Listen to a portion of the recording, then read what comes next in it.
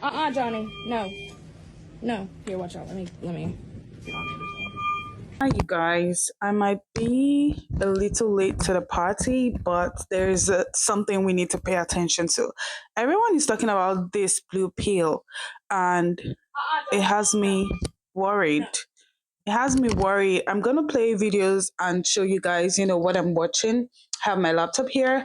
I'm gonna show you guys the videos and how people are reacting to something that is not supposed to be alcoholic, but obviously if you do too much of anything you're going to get addicted. So people are addicted to this blue drug, this blue drink, and for some reason it's landing them in the hospital. Really scary. Let's watch. Johnny. No. No. Here, watch out. Let me get on this thing.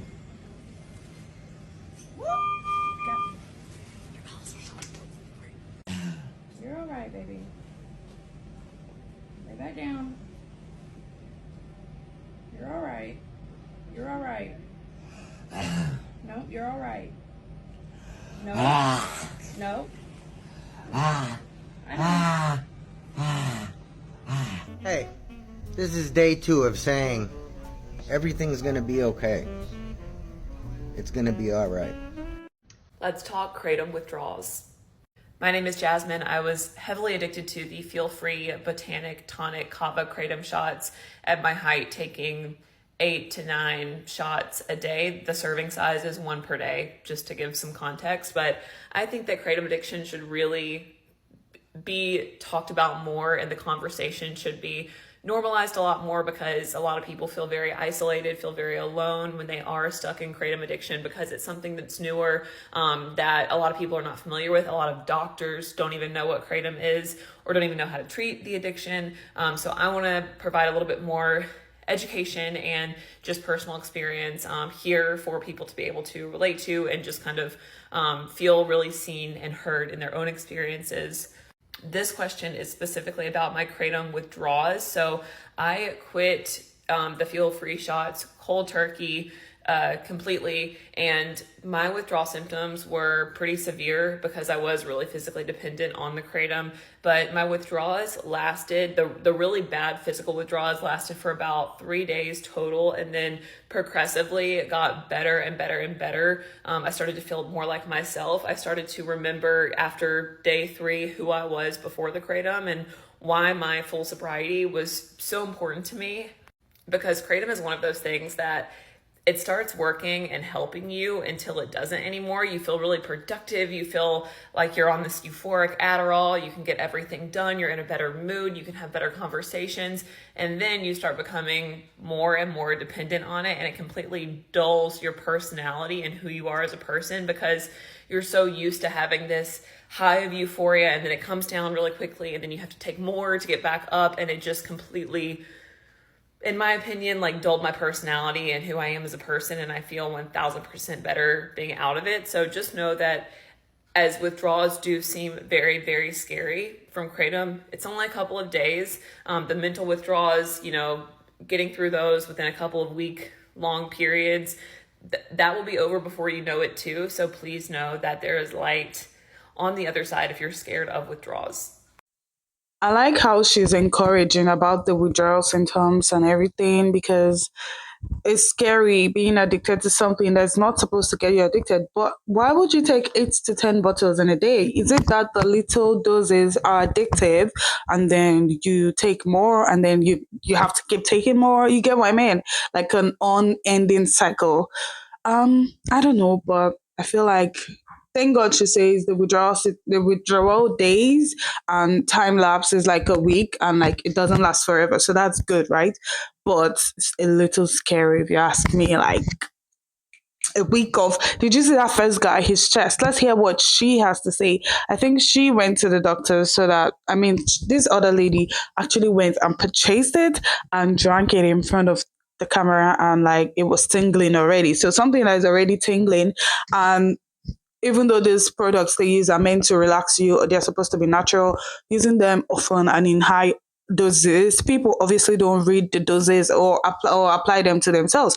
Like, how can you take something that's supposed to be twice, you take the bottle at once, and then you repeat that 10 times or 8 times? That's insane. Your whole body will be constantly tingling and just, I think that's crazy. Let's hear what she has to say. So I've been seeing everywhere this feel free, and everything I've seen on it has been super negative and awful and bad, and everyone's like, oh, it's highly addicting, it's bad for you, and so naturally now I want to try it. So thanks for all those educational videos about how not to drink this, because I literally went to the gas station, they asked for my ID, and I drove back home to get my ID so I could get this to try it. So we're gonna try it and give a review today. So here we go. Does not smell good. Okay, I probably should read the directions. Hang on. Yeah, Okay, probably. glad I read the directions because this is 2 servings. It has like a line that says first serving, second serving, and I definitely would have drank the whole thing. So it says not to exceed 2 fluid ounces in 24 hours. Take 1 ounce by mouth and then refrigerate. So here we go. Where's the line?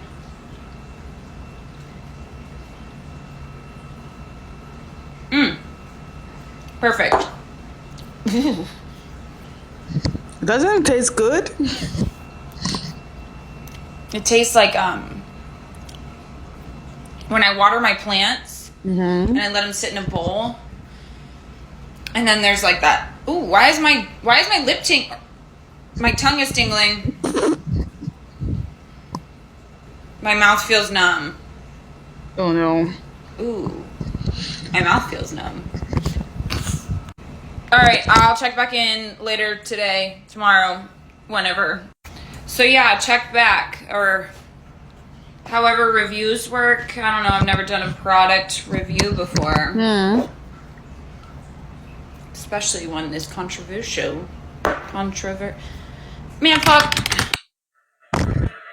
Okay, so everyone is saying the name is feel free, you're supposed to feel free. And I read the comments. Someone said it made them feel like they lost all control of themselves. It didn't feel free at all. It felt like they were slipping out of themselves, like they were losing control, losing memory of themselves, which is scary because you don't want to be feeling that way when you're having a drink like this, when you're having something like this. You want to feel like you actually, feel free. Like, you get what I mean? Like, you don't want to feel like you're losing control of yourself or like you're addicted to something. I don't think you're supposed to be feeling that way with anything at all.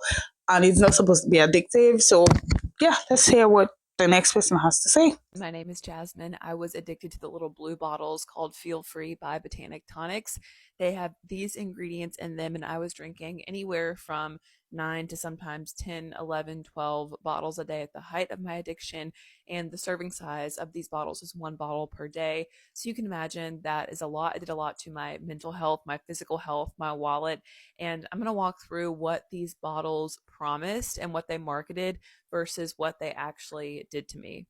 And I make this video so people can just be aware and be careful of what they're purchasing and to always research ingredients. I want to say too, the things that I was marketed and promised by these tonics did happen at first, and I really loved taking them at first until they very slowly but surely turned on me.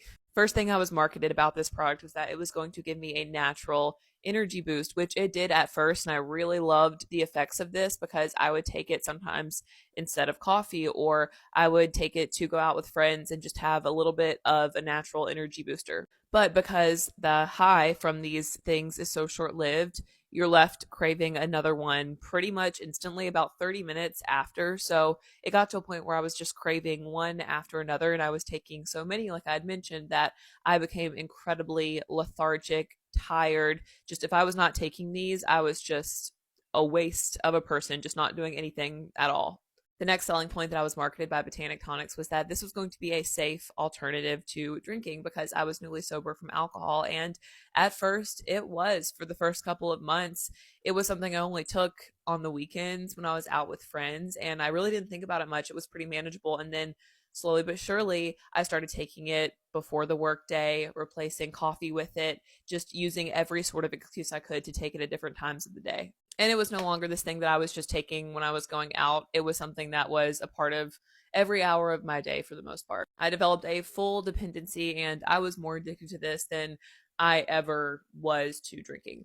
The next positive side effect that I was marketed about these products was that it was going to help me focus more. And it did do that at first. I felt like I could focus. I felt like my work was more enjoyable.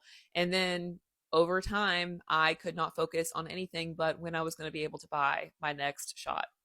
And I fixated on these shots. I was working and just constantly thinking about when I would have a break for meetings to be able to run to the gas station and go dose again. Next selling point from Botanic Tonics is that this product will make you more social. And it did that at first. It made me feel really social when I was not drinking, but I was also masking a level of social anxiety that I needed to work through. And I didn't want to work through. I just wanted to have something else that would make me feel more social because I didn't have alcohol anymore.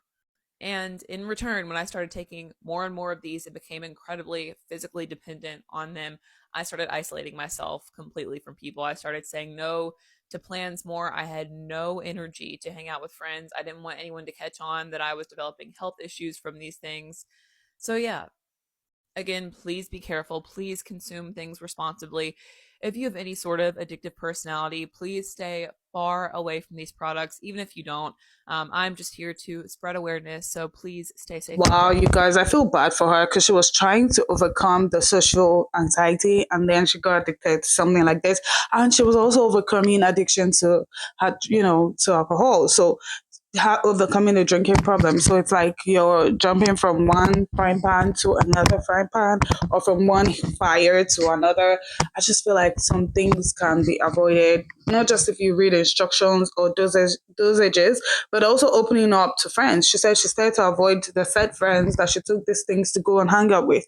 So it's like she was, first of all, never isolate yourself. This is not medical advice. I just feel like if you're in a situation like this, you should not be isolating yourself because it can get crazy real fast. And I feel so bad for her. Like, I just feel like things could have gotten better, could have gone differently, but it is what it is. Let's hear what this man has to say. The most fucked up drink you can buy at a gas station. A lot of people don't realize this. I think it's worse than lean, and that's called Feel Free. Feel Free is like, it looks like a 5-hour energy drink, and it's sold by 5-hour energy drinks. And what Feel Free is it's kava and kratom mixed together. And to me, this is actually worse than lean. Because lean, you have to get the codeine cough syrup to mix it in with the Sprite, drop in some Jolly Ranchers. This, you can go to a gas station and buy it legally. And why it is so dangerous having these is, one, kava itself affects your GABA neurotransmitter. That's your anxiety. It is a very calming effect and suppresses it. Now, kratom itself bonds to opioid receptors, and it actually gives a state of euphoria depending on the strain. When you mix this both together, it can cause a lot of actually respiratory suppression. Now, when you mix these also, because of that GABA and what it's doing to your different opioid receptors, it can put you in a state of psychosis. It can put you in a state of dysmorphia. It can actually fuck you up mentally really bad in some individuals, especially. Like it attacks your mental health in a sense. And the worst part is you get addicted to this. And this is how kratom actually in this drink can become addicting. You have one, you feel great, you feel euphoric, this is awesome. The next day you wake up and your brain's like, man, maybe I should have another one of those. I had such a great day yesterday. Now you have another one. Man, a great day again. These actually both build a tolerance to them. So all of a sudden, it's eventually going to take more and more to hit that same tolerance. It's not nearly as powerful as what like codeine is. And let's face it, you're not going to get codeine as easily and quickly as you are this. And this can build you a very big dependency to it because kratom itself bonds to the different opiate pain receptors. Yes, it is for pain management out there. For some people, it does help in harm reduction. But for a lot of people, especially at a gas station, not knowing what you're buying something that's fucked up. At least with alcohol, you know what you're getting into. With this, you have no fucking idea what you're getting into. Kava is not safe. Kratom is not safe. Mixing these together is not safe without proper warning and without proper education. And that's why I share is for educational purposes only. I'm already covering cocaine and alcoholic addicts, and some of the stuff that you can buy in gas stations is some of the most fucked up shit ever. Look at 7-OH. That is not banned yet, but the FDA is now moving to ban it. When it comes to getting sober, there's no right or wrong way, it's your way. Whether it's going to inpatient treatment, outpatient treatment, going to rehab, download Sunflower Sober. Tag down below, link is in the bio. Find a therapist, a doctor, a psychiatrist, get on the right meds. Go to an AA meeting, an NA meeting, an Al-Anon meeting, go to all the meetings and then some. But don't give up. For the one out there fighting through every single day, don't give up. It does get better and you are worth it. So basically, everyone is saying how the effect comes really fast and really good, and you don't know that it's addicting until you need it the next day. You need it over and over again. You keep wanting it, and it's just, I think that's scary to experience. Like, why? Why should you be wanting something that you claim is not addictive? Like, it's giving, I'm not addicted, but maybe just a little. I'm not addicted, but I'm not addicted, but okay. That's scary. Anyway, you guys, let me know what you think in the comments. Let me know. Sorry, you guys, there's construction outside and a lot of noise. I think the water pump just got full and whatever. You guys, let me know what you think. Have you tried this? Please don't try it if you haven't. Do you think it's addictive? Do you think they should be selling it at gas stations? Why are they selling this drink at gas stations? Like, I think that's just crazy, insane. It's insane to me, but we never know. Let's just see how it goes. Let's see where it goes. Please don't forget to drop your comments. Let me know what you think in the comments section, and don't forget to subscribe. I'll see you guys in the next video. Bye.